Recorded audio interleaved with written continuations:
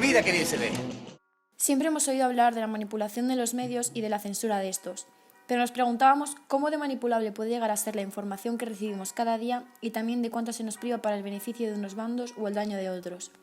Hemos contactado con varios profesionales del sector. En primer lugar, nos ponemos en contacto con el profesor de Historia del Instituto Público de Villaviciosa de Odón, quien nos pondrá en contexto y nos contará detalles de la época que nos ayudará a situarnos y comprender mejor. Conseguimos contactar con Armando Robles, director de Alerta Digital, periódico digital que él mismo define como conservador, católico, defensor del humanismo cristiano y de la Unión de España. Armando nos hablará de su experiencia laboral en el sector y a su vez contrastará las diferencias que hay entre los medios de comunicación del régimen franquista frente a la actualidad. No es periodista, pero es un ciudadano que por pocos años que fueran vivió parte del franquismo y nos comentará peculiaridades de la época.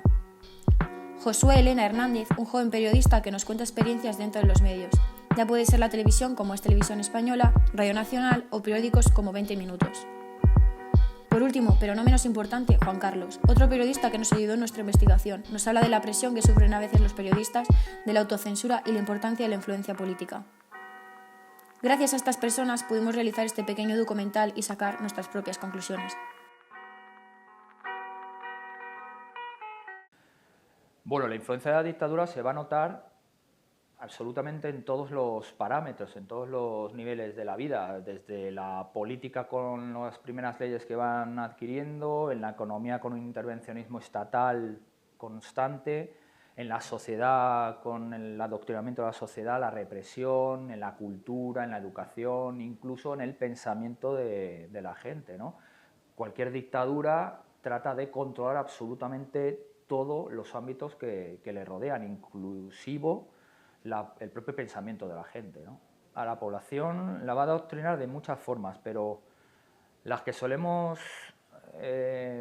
incidir son sobre todo los medios de comunicación, que se convierten en un instrumento muy importante para el régimen, para ese adoctrinamiento, pero sobre todo también la educación para los más jóvenes. La educación es entregada directamente a la Iglesia Católica, que es la encargada de recatolizar España, de lo que se va a llamar un nacionalcatolicismo, crear un nacionalcatolicismo, y va a implementar unos valores nuevos, unos valores, digamos, franquistas, ¿vale? Convirtiendo al hombre en el español, buen español católico, y a la mujer en la perfecta ama de casa, que se dedique única y exclusivamente al cuidado de los niños, al cuidado del marido. Entonces, bueno, se implementan unos valores que rompen completamente con lo que España había defendiendo hasta entonces durante el periodo republicano, donde se estableció una especie de igualdad dentro de una democracia, ¿no? Los medios de comunicación, para el franquismo como para cualquier dictadura, es un medio fundamental de control, porque es la vía más rápida para llegar a la población y poderla adoctrinar y convencer de las bondades que decían del régimen y de Franco. Entonces, constantemente eran utilizados de una forma, se pierde completamente la objetividad, la libertad de información, y es un medio totalmente al servicio de la dictadura y para sus propios fines. Entre la época franquista y la actualidad la diferencia es abismal, ¿no? Yo quizá me centraría, que es un poco en lo que incidimos hoy en día con la gente, es el tema de la defensa de los derechos y libertades, ¿no? Para mí el tesoro más importante que podamos tener en una democracia, vivido lo que hemos vivido y lo que sabemos, lo que nos cuentan y tal, es el tema de derechos y libertades que permiten a las personas tener ciertas garantías, ¿vale? Judiciales y de todo tipo. Entonces, la clave de todo esto era dotar a esa ciudadanía de esos derechos de todo tipo y libertades que han permitido llegar hasta aquí, ¿no? Entonces, para mí lo fundamental y la gran diferencia que puede haber entre una dictadura y democracia, que es prácticamente todo, porque son totalmente contrarias, es asegurarnos esos derechos y esas libertades, ¿no? Fundamentales para la persona. Los medios de comunicación antes, durante el franquismo, eran unos medios de comunicación absolutamente manipulados en manos del Estado y en manos del gobierno, donde se hacía una censura absoluta de toda información que se pudiera manejar. Había censores, había manipulación de la propia información y claro, el objetivo era hacer que la población solo tuviera, digamos, una parte de conocimiento de las cosas que se daban, ¿no?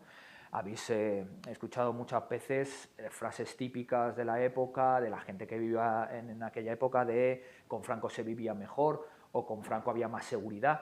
Claro, es que no salían los datos, no había datos, eran ocultos esos datos. Claro que había delincuencia, claro que había robos, claro que nace ETA en el franquismo, ¿no? La banda terrorista ETA, todo eso se manipulaba. Actualmente, a ver, hay ciertas influencias, no se van a negar las influencias en los medios, y se está hablando ahora mucho en campaña electoral, se está hablando de ese tema de la influencia de los medios de comunicación que están en manos a lo mejor de grupos determinados de interés, ¿no? Pero bueno, en una democracia sí que es verdad que si no los medios, que se entiende que hay muchísima más pluralidad, puesto que puedes encontrar de diverso carácter político los medios, más que político editorial, también puedes acudir a otros medios de información, como pueda ser Internet o ese tipo de medios de información, siempre cuidando un poco la información que quieres manejar. Pero yo creo que es indudable la diferencia de pluralidad que hay de medios en una democracia con lo que había entonces, que además había solo dos medios, que teníamos Televisión Española, existía Televisión Española y la Radio Nacional, y contaban lo mismo, ¿vale? O sea, que no tenías medio de poder salir de eso para tener una información distinta. Ahora que no te gusta una cadena o no te gusta un periódico, tienes un multitud. Que tu línea editorial no te gusta la línea editorial de un periódico, pues hay otra, está Internet, hay periódicos extranjeros, puedes acudir a páginas web de periódicos extranjeros, incluso comprar. O sea, yo creo que la diferencia es abismal, ¿no?, de los medios.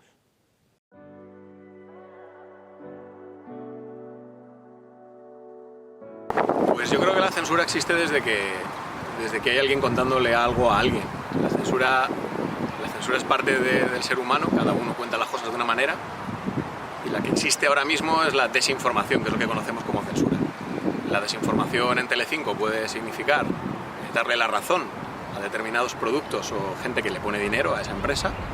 En Antena 3 igual, en La Sexta igual, pero al contrario, porque tienen intereses comerciales en un target de audiencia distinto, ¿no? En el caso de la televisión pública, en la nuestra, Telemadrid, Canal Nou, etc., el caso de la censura viene dado por los aportes políticos, los políticos que dirigen o que controlan los medios de comunicación, y eso es lo que desde Televisión Española y desde muchos medios públicos demandamos para el ciudadano, porque la tele pública tiene que ser del ciudadano y no de los partidos políticos ni el gobierno de turno. Sí es cierto que cada medio tiene su línea editorial. Hablamos de los medios serios, vamos a dejar a un lado esos que pueden salir con intención intoxicadora. Entonces cada uno evidentemente barre para casa en función de su línea editorial. Más bien tengo una perspectiva histórica de cómo se ha podido manipular, pues desde la época de la transición hasta hace relativamente poco, hasta el periodo en el que salieron ya las televisiones privadas y posteriormente los medios digitales. Por ejemplo, en el periodo de la transición hubo un momento en el que se pensó que podría hacerse de la televisión franquista una televisión pública al estilo de la BBC. Y el hombre que apostó por eso fue Fernando Castedo, director general de Radio Televisión Española con Adolfo Suárez, y fracasó hasta el punto de que tenía como jefe de informativos a Iñaki Gabilondo y le obligaron a dimitir. Lo suyo no fue en realidad una dimisión, sino una destitución. Él lo ha dicho algunas veces. Y luego al propio Castedo, poco tiempo después, le ocurrió lo mismo. Presentó una dimisión que, como él dijo, me han dimitido. Y recuerdo unas declaraciones que hizo, creo que fue al diario El País, donde dijo: con mi dimisión, entre comillas, se quiebra la transición democrática en radiotelevisión española, como diciendo, es imposible conseguir una radiotelevisión pública al estilo de las europeas. ¿Pensáis que los periodistas tienen hoy la libertad de informar de aquello que vaya en contra de los intereses económicos de los propietarios de esos medios de comunicación o de los amigos de los propietarios de esos medios de comunicación. Por tanto, hay una censura abierta y encubierta muy grande, no solamente en España, sino en todos los países de Occidente. Le decía el otro día a alguna compañera fuera de micro, digo, ¿tú has visto en algún periódico español, en algún medio de comunicación, alguna crítica, algún trabajo de investigación que ponga al descubierto las irregularidades, que seguro que las tiene, y a montones, las corruptelas del Corte Inglés, de Zara, de estas grandes multinacionales, de cualquier banco? Pues no existen. ¿Por qué? Pues porque estos medios, estas grandes corporaciones financieras tienen comprados a los medios de comunicación. Si yo recibo al año 1.300.000 euros del Corte Inglés, que es lo que recibió el año pasado El Mundo de esta empresa, ¿con qué autoridad moral yo puedo cuestionar o criticar o investigar nada que atente contra los intereses del Corte Inglés? Por lo tanto, hay una censura abierta, flagrante, y que hay que denunciarla como yo estoy haciendo ahora, y negarla pues es un ejercicio de hipocresía. Siempre hay manipulación, y en aquella época solo había una televisión, y las pocas radios que no era la Radio Nacional, las noticias las daban, tenían que conectar con Radio Nacional para dar las noticias, no daban noticias, además que Radio Nacional. Y televisiones solo había un canal. La desinformación consiste, entiendo yo, en dejar de contar cierto tipo de cosas que no interesan a tu medio, a tu jefe, a tu anunciante, al poder que tienes detrás, para contar otras distintas que llenen tu espacio informativo. Eso sucede hablando más de la bolsa cuando no procede hablar de la bolsa, hablando menos del tema político cuando hay un lío en el Congreso que no queremos dar, o cuando hay un escándalo en una universidad en la que han regalado un máster a determinada presidenta de una comunidad. ¿Cómo se consigue la manipulación? Pues dando más tiempo de deportes. Pues ese día tú esa información la tienes que dar, porque no creo que ningún medio obviara el hecho este concreto o cualquier otro que queráis ponerme como ejemplo. Pero pues hablas más del tiempo, que ha habido un anticiclón, hablas más de una inundación que otro día se hubiera llevado unas colas de 20 segundos, ese día son reportaje, directo y pieza, y ese día que en deportes habitualmente tenemos 6 minutos, pues tenemos 12. Yo personalmente no he recibido ninguna orden de manipulación en mis 20 años de profesional. Bueno, miento, tuve una vez un episodio en Radio Nacional, desafortunado para mí, porque no hice caso a una orden directa de un jefe y tuve un problema, pero ahí sí me obligaron o me incitaron a que manipulara, que dejara de dar una información que yo di. El resto, en mi vida profesional, ni aquí ni fuera de aquí, he recibido una orden directa para manipular.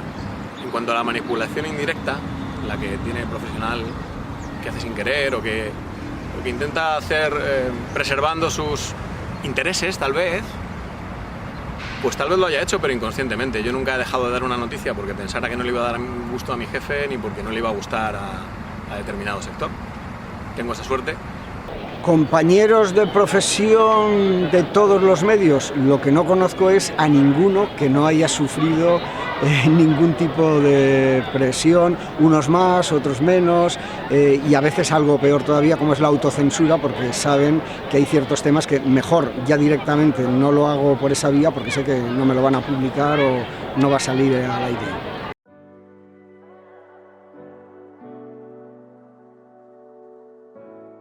Escuchas la cadena SER, el programa matutino de la cadena SER, y escuchas la COPE, el programa matutino. Tú escuchas a Jiménez Los Santos, por un lado, y escuchas a Iñaki Gabilondo, y dices, bueno, pero estos señores viven en el mismo país. ¿Me están describiendo la situación que pasa en el mismo país o viven en dos realidades paralelas y completamente distintas a la otra? Tú ves un informativo de Antena 3, por ejemplo, y otro de la Sexta, y no tiene nada que ver el uno con el otro.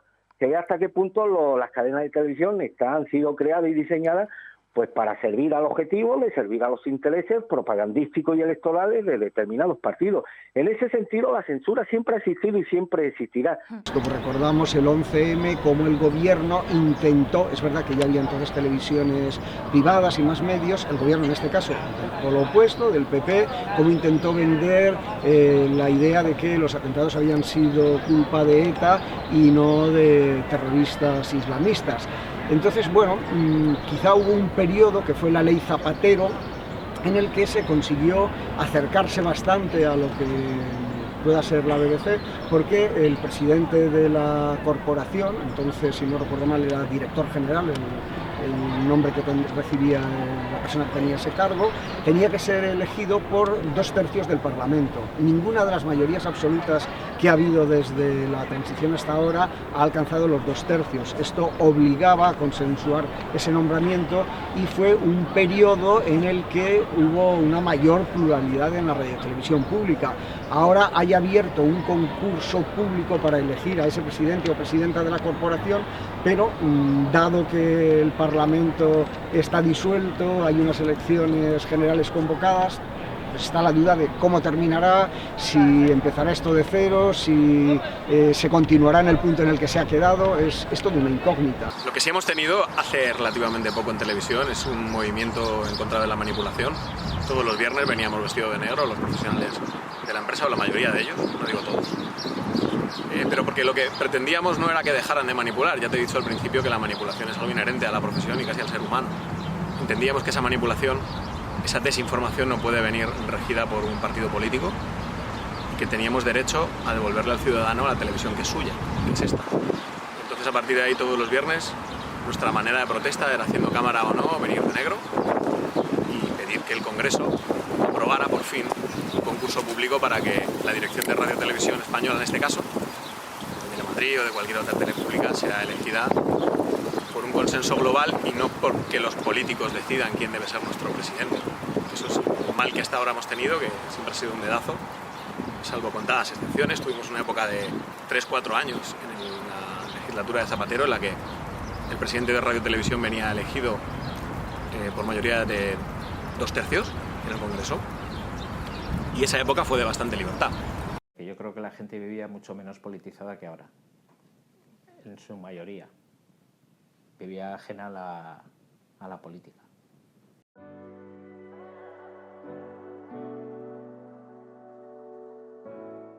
El objetivo de cualquier televisión tiene que ser la de formar y la de entretener. ¿Tú crees que hoy las televisiones, los canales españoles están para formar y para entretener? No, no, no.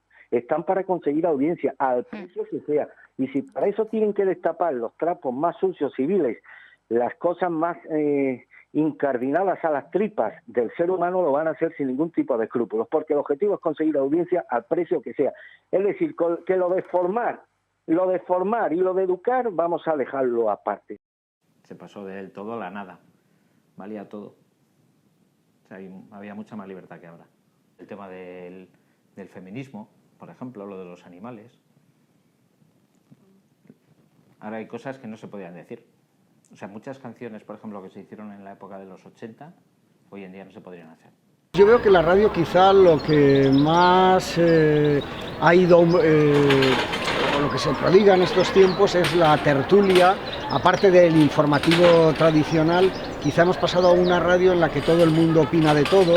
Quizá en lugar de esas tertulias con tertulianos fijos, haría falta unas tertulias con especialistas en la que fuesen rotando y cada día, en función del tema que se toca, hubiese unos invitados específicamente preparados para hablar de ese tema. En casa mis padres solían comprar el Alcázar, que era un periódico del movimiento, que era casi el periódico oficial, ¿no?, del régimen franquista. Y luego también se compraba El Caso, que era un periódico sensacionalista de sucesos y demás. En una aldea gallega, fulanito degolla a su mujer, y la gente se escandalizaba. Hoy ese periódico no tendría ningún tirón porque esas noticias hoy no escandalizarían ni llamarían la atención de nadie.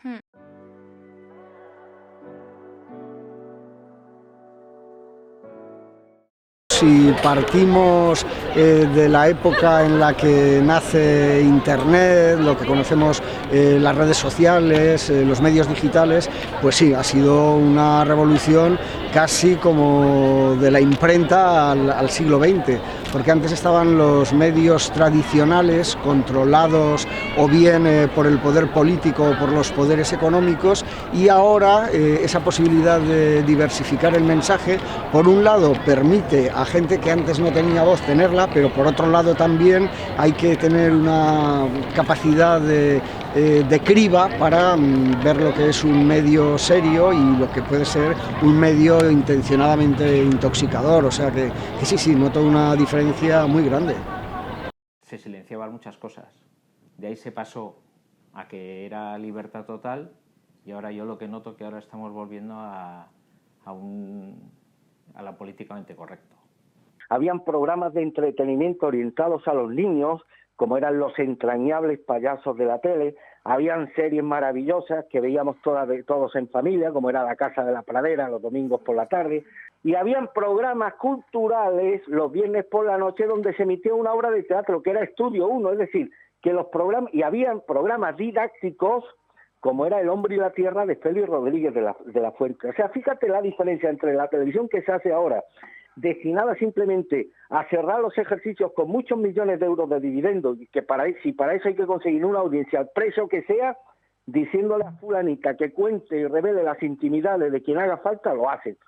A la televisión del denostado régimen franquista, donde los programas didácticos eran como El hombre y la tierra de Félix Rodríguez de la Fuente, donde los programas de entretenimiento eran como el 1, 2, 3 de Kiko Lerga, donde los programas seriales eran como La Casa de la Pradera, o donde los programas concursos o los programas educativos eran como Sexta y Punto, orientados a la educación de los niños, no al adoctrinamiento como ahora se hace, ¿no? Porque ahora se adoctrina a la gente, entonces no. Entonces también es verdad que tenían una ventaja respecto a la de hoy, que no había competencia, es decir, había una televisión nada más, televisión española, y no necesitaban forzar mucho las cosas porque no tenían competencia. La gente, si quería ver televisión, tenía que ver exclusivamente televisión española. Pero que en ese contexto que te he descrito, la televisión española, la televisión del franquismo era mucho mejor desde el punto de vista de los contenidos. Era mucho más decente, era mucho más enriquecedora y no estaba orientada al objetivo de adoctrinar ni de pervertir a la gente, sino simplemente en el de educar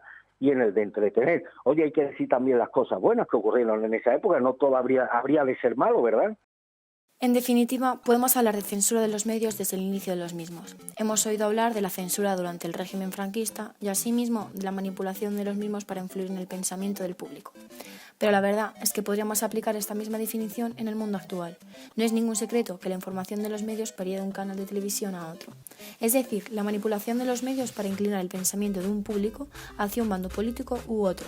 En cuanto a la censura, siempre existirá en mayor o menor grado, ya que a veces cierto contenido se considerará inapropiado para el público y en cierto modo estamos de acuerdo. No podemos emitir cualquier cosa en los medios visibles por todos los espectadores. El problema está en la influencia política y en cómo interfieren estos y censuran determinada información cuando esta es dañina para un bando en concreto.